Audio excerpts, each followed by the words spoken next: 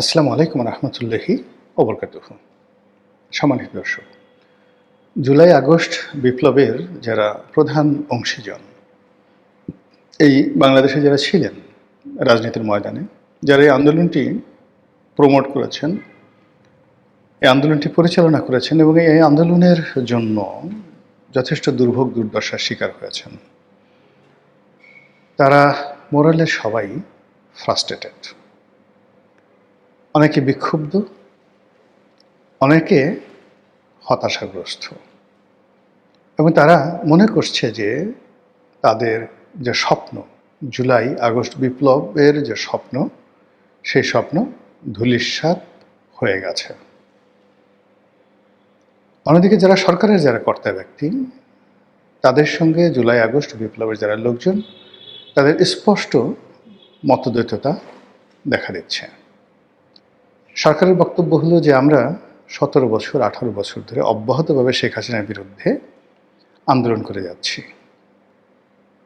আমাদের ত্যাগ তিতিক্ষা, আমাদের জীবনের সব কিছু আমরা বিসর্জন দিয়েছি শেখ হাসিনার সেই পতনের জন্য। কাজেই এই যে সরকার সমর্থিত একজন সংসদ সদস্য, তার যে বক্তব্য কি, তারা 300 রান করেছে আর 6 বলে কত রান করে যেন সেই বিপ্লবীরা গোল দিয়েছে বা উইন করেছে, এরকম একটা কথাবার্তা। আমি আসলে ক্রিকেট এই ধরনের আকার ইঙ্গিতের কথাবার্তা খুব কম বুঝি। তো এই যে তিনি বক্তব্য দিলেন, স্পষ্টতভাবে তিনি যে বক্তব্য দিলেন, জনাব আন্দালিব রহমান পার্থ, তিনি মূলত বিএনপির কেউ নন, তিনি বিএনপির সহযোগী। নুরুল হক নুরু বা জুনায়েদ সাকি, তারা যেভাবে বিএনপির সহযোগী, একইভাবে জনাব পার্থ সহযোগী।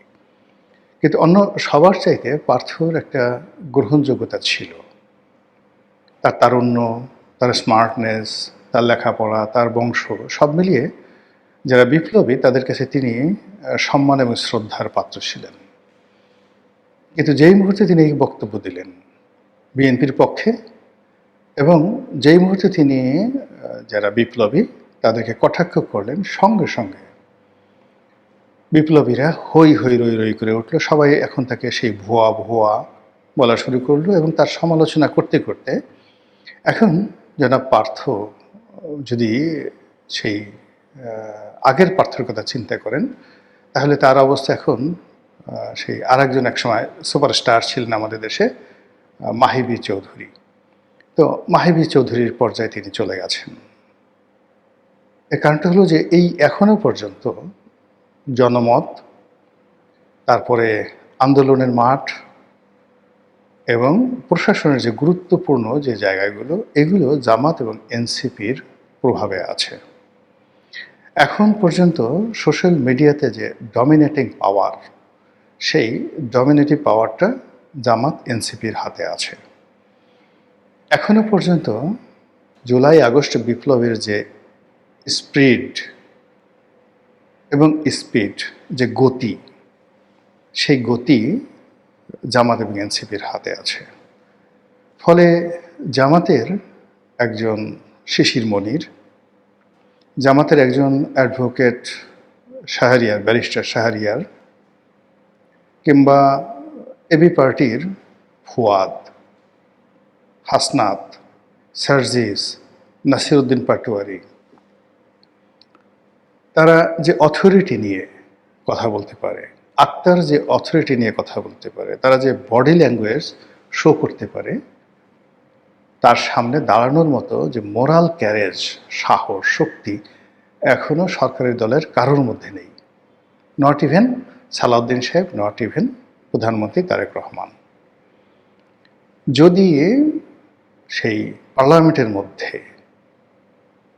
সেই এনসিপির কেউ বলে, নাহিদ ইসলাম একটা হুঙ্কার ছাড়ে, আমি কার খালুরে, মুই কি হনুরে, এই সমস্ত কথা যদি বলে, বিএনপির লোক ওইভাবে আঙ্গুল উঁচিয়ে আওয়ামী লীগের মতো চোপ বেয়াদব, এত বড় কথা বললি 32টা দাঁত খুলে ফেলবো, কিংবা পুলিশ পাঠিয়ে তোকে আজকে ধরে ফেলবো, আজকে জেলে পড়বো, ওই অবস্থা বাংলাদেশে এখন নেই।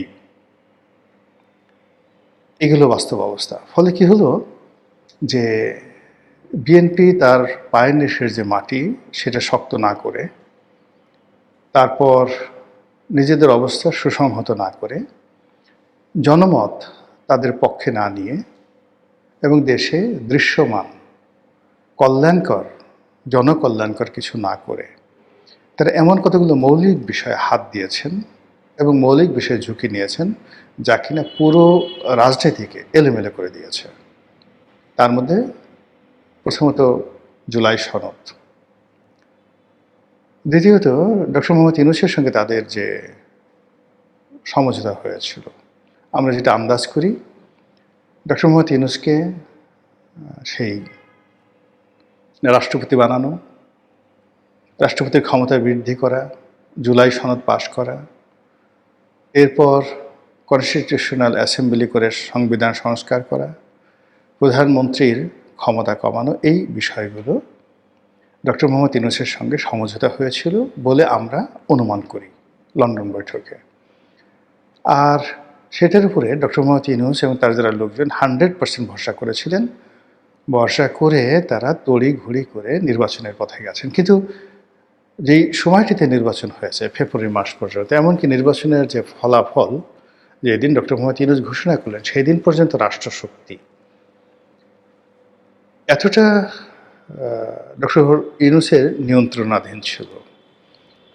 এবং যেদিন নির্বাচন হয় সেই দিন রাত্রি অবধি সারা বাংলাদেশে জামাত এবং এনসিপির যে দাপট ছিল, তারা যদি নির্বাচনের ফলাফল প্রকাশ না করত এবং যে ইলেকশন ইঞ্জিনিয়ারিংয়ের কথা বলা হচ্ছে সেই ইঞ্জিনিয়ারিং করে যদি বলা হতো এনসিপি এবং জামাত 212টি সিট পেয়েছে, আমার কাছে মনে হচ্ছে না যে বিএনপি কার্যকরভাবে খুব বড় কিছু করতে পারত।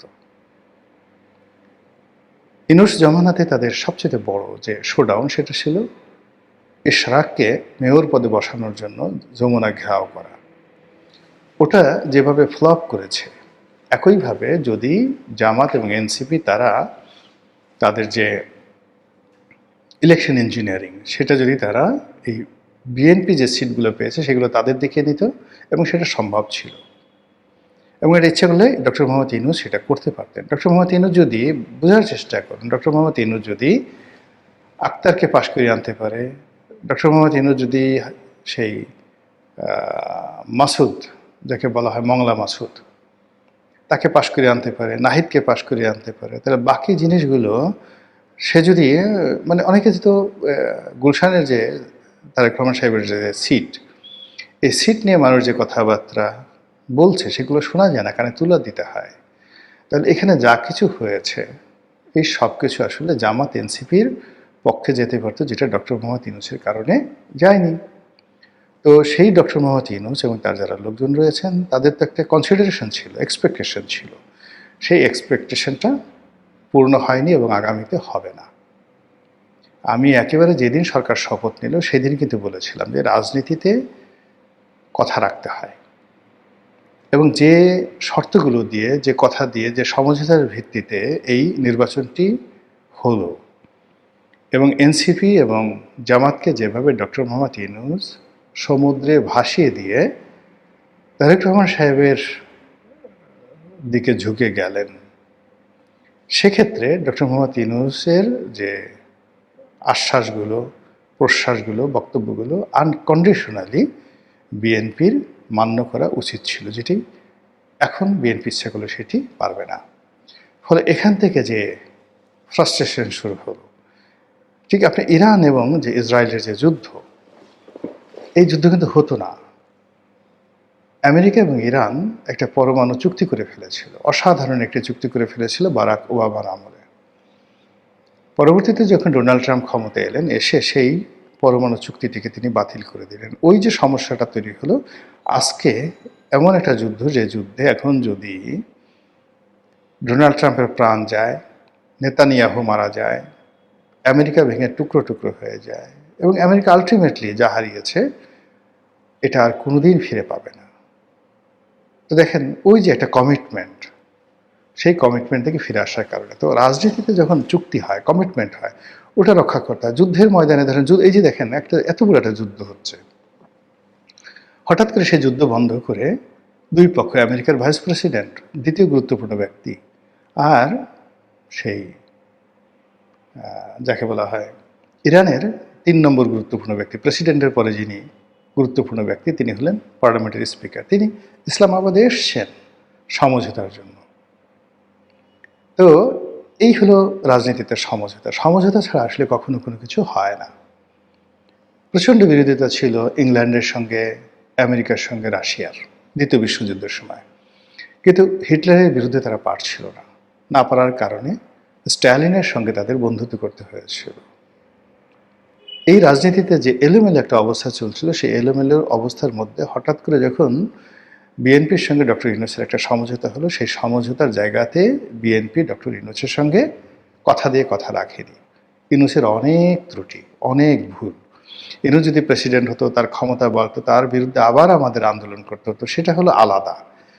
কিন্তু এই যে বিএনপি ইউনূসের সঙ্গে যে সমঝোতা হয়েছে, সেই সমঝোতা যদি তারা রক্ষা না করে, এটার ফলে যে নতুন সমস্যা তৈরি হবে, সেই সমস্যাটা ইউনূস ক্ষমতায় বসলে যে সমস্যা হতো তার সাথে ১০০ গুণ বেশি সমস্যা হবে। কি সমস্যা? এই সরকারের প্রতি যে সফট পাওয়ারগুলো, তাদের যে গ্রিন সিগন্যাল ছিল, আমেরিকা, আমাদের ব্যবসায়ী সমাজ, ডিপ স্টেট, ভারত, পাকিস্তান, চীন, এই অল্প সময়ের মধ্যে আপনি দেখেন তো তাদের সমস্যা, মানে তাদের সেই সমর্থনগুলো আছে কি না। Number one. নাম্বার টু হলো এই সরকারের প্রতি যে কোঅপারেশন করতে চেয়েছিল জামাত এবং এনসিপি, তার একটাও এখন নাই। বরং এখন এনসিপি এবং জামাত যে কাজটি করছে, তারা হলো শেখ হাসিনা এবং আওয়ামী লীগের চাইতেও বিএনপিকে এখন ভয়ঙ্কর মনে করছে। এবং তারা মনে করছে যে যেভাবে শেখ হাসিনা জামাতের উপর চড়াও হয়েছিল, তার চাইতে মানে যদি হাঙ্কি পাঙ্কি ভুং ভাং জামাত করে, তার সাথে অনেক বেশি নিষ্ঠুরতা নিয়ে রাষ্ট্রশক্তিকে এদের বিরুদ্ধে ব্যবহার করা হবে। জামাতের অফিসে তালা লাগানো হয়েছিল, জামাতকে এক্সিকিউটিভ অর্ডার দিয়ে তাদের রাজনৈতিক কর্মকাণ্ড নিষিদ্ধ করা হয়েছিল, কিন্তু দল হিসেবে জামাতকে বিচারের মুখোমুখি করেনি শেখ হাসিনা, দল হিসেবে জামাতকে নিষিদ্ধ করেনি, কিন্তু আওয়ামী লীগকে দল হিসেবে নিষিদ্ধ করেছে। এবং আওয়ামী লীগ এখন যুদ্ধ অপরাধীদের বিচারে বা মানবতা বিরোধী বিচারের অপরাধের বিচারে তাদেরকে বিচার করা হবে। তো আওয়ামী লীগের মতো একটা বিরোধী বড় দলকে, ঐতিহ্যবাহী দলকে বিএনপি যদি এই পর্যায়ে নিয়ে যেতে পারে, জামাত কোন ড্যাশ, জামাতকে তারা কী করতে পারে? জামাতকে এটা বোঝে না। ফলে জামাত বাসর রাতে বিড়াল মারার যে পরিকল্পনা নিয়েছে, সেই পরিকল্পনার অংশ হিসেবে সে তার তরুণ তুর্কি যারা আছে তাদেরকে খেপিয়ে তুলছে। জামাতের যে অংশটি ডক্টর মোহাম্মদ ইউনূসের সঙ্গে যাদের দহরমরম্ব সম্পর্ক ছিল, তাদের সবার বিরুদ্ধে তারা এখন উঠে পড়ে লাগছে। তারা এখন আসিফ নজরুলের বিচার চাচ্ছে। যখনই আসিফ নজরুলকে গ্রেপ্তার করা হবে, রেজওয়ানাকে গ্রেপ্তার করা হবে, তারপরে সেই জ্বালানি উপদেষ্টা ছিল তাকে গ্রেপ্তার করা হবে, তারপর অন্যান্য যারা আছে, মূলত জ্বালানি উপদেষ্টা ফাইজুল কবির খান, তারপরে সাদা চুলের আদিলুর রহমান শুভ্র, সৈয়দা রেজানা হাসান, আসিফ নজরুল, তারপরে ব্রিগেডিয়ার সাখাওয়াত, এই কজনের কি হলো, এই কজন মূলত এখানে অনেক গুপ্ত বিষয়ের সঙ্গে তারা জড়িত। এই লোকগুলোকে যদি জনমত তৈরি করে ফেলা হয়েছে এদের বিরুদ্ধে, এখন এদেরকে বিচারের আওতায় আনার সময়ের ব্যাপার। দেশের পত্রপত্রিকা, সামাজিক মাধ্যম, রাজনৈতিক অঙ্গন এদের বিরুদ্ধে কথাবার্তা বলছে, এবং জামাত এনসিপি সরাসরি কথা বলছে। আর এরা যদি যাকে বলা হয় গ্রেপ্তার বরণ করেন, মামলা মোকদ্দমার মধ্যে পড়েন, বিব্রতকর অবস্থার মধ্যে পড়েন, রাস্তায় বেরোতে না পারেন, তাহলে ওই যে ডিপ স্টেটের যে কানেক্টিভিটিটা ছিল, সেই কানেক্টিভিটিটা রীতিমতো বুমেরাং হয়ে যাবে, যেটি সরকার সামাল দিতে পারবে না। এবং এই কাজটি করা হচ্ছে অসম্ভব রকম ম্যাটিকুলার ডিজাইনের আন্ডারে। আগে যে কাজটি হতো আমেরিকান লবির মাধ্যমে, এখন সেই কাজটি আফগানিস্তান, পাকিস্তান, ইরান, তুরস্ক, চীন এই ডিপ স্টেটের পলিসির মধ্যে চলে আসবে। এবং সেখানে এই যে যারা তরুণ, তারা নির্বাচনের পর বেশ কয়েকদিন একটু চুপচাপ ছিলেন। আমি যে নামগুলো বললাম, ব্যারিস্টার ফুয়াদ, তারপরে এনসিপির যে সকল নেতৃবৃন্দ রয়েছেন, জামাতের যারা ছিলেন, তারা মোটামুটি মাসখানেক একদম চুপচাপ ছিলেন। কিন্তু এখন এই গত 15 দিন ধরে তারা আগের চাইতে আরও বেশি স্পিড নিয়ে কথা বলছে। শেখ হাসিনাকে তারা যে ভাষায় গালাগাল করছে, তার চেয়ে আরও বেশি সালাউদ্দিন সাহেবকে, তারপরে তারেক রহমান সাহেবকে, অন্যান্য মন্ত্রীদেরকে গালাগাল করছে।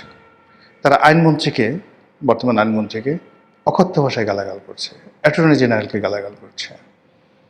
ইট মিনস এই যে বিপ্লবের যারা অংশীজন, তাদের ফ্রাস্ট্রেশন এখন চরমে।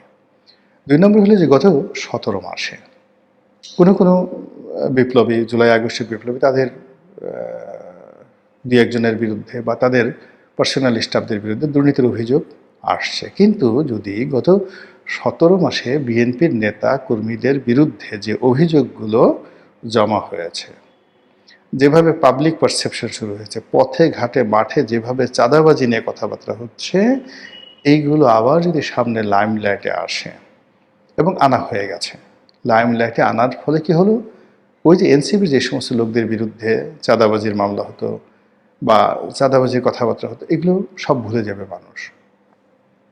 আর সরকার যদি চেষ্টা করে যে আবার এদেরকে ডিবি অফিসে নেবে, আবার এদেরকে ছ্যাঁকা দেবে, এটা কোনো অবস্থাতেই সম্ভব হবে না। ফলে কি হলো, এই যে পহেলা বৈশাখ সামনে আসছে, পহেলা বৈশাখের পরেই আপনি দেখবেন এই পহেলা বৈশাখকে কেন্দ্র করে বিরোধী দলের যে বিভিন্ন সফট পাওয়ার আছে, বিভিন্ন গুপ্ত শক্তি আছে, তারা অসংখ্য ভোজের আয়োজন করেছে, মিটিংয়ের আয়োজন করেছে, টেলিভিশন, মিডিয়া থেকে শুরু করে সব জায়গাতে তাদের পাবলিক রিলেশন চলছে। এই যে জুলাই আগস্টের যারা বিপ্লবী, তারা বাড়ি বাড়ি ছুটে চলছে।